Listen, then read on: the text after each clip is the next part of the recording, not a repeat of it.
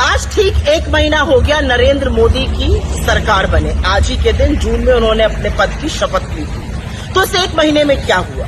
इस 1 महीने में जम्मू कश्मीर में 1 नहीं 2 नहीं 4 आतंकी मुठभेड़ों में 8 हमारे जाबाज और 10 हमारे लोग शहीद हो गए। जो बात करते थे आतंकवाद को कब्जे में करने की, श्रद्धालु अब जम्मू कश्मीर में मारे जा रहे हैं, हमारे जाबाजों की शहादत हो रही है।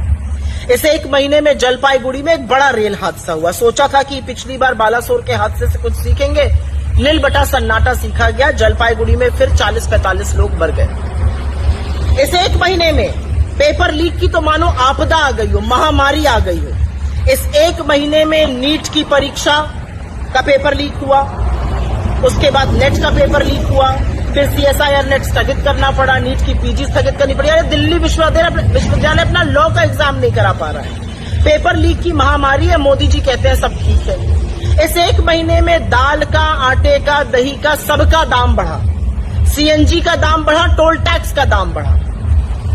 इस 1 महीने में देश ने रुपए को निरंतर लुढ़कते हुए देखा, मानो गिरफ्त में ही नहीं आ रहा हो।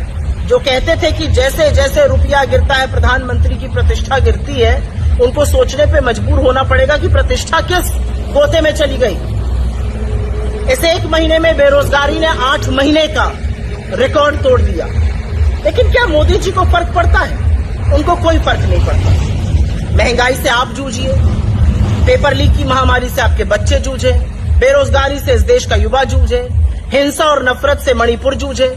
मोदी जी को क्या फर्क पड़ता है? वो तो मॉस्को में है और मॉस्को में वो ज्ञान दे रहे हैं। मॉस्को में वो बता रहे हैं कि 3 साल में तीसरी बार में वो क्या क्या करने वाले हैं।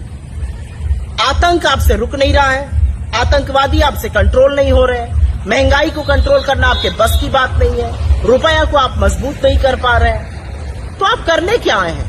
ये अलग बात है कि रिचार्ज भी अब इतना महंगा हो गया है कि रील देखना भी दुर्लभ होता जा रहा है। तो ये है 1 महीने के मोदी सरकार का फलसफा।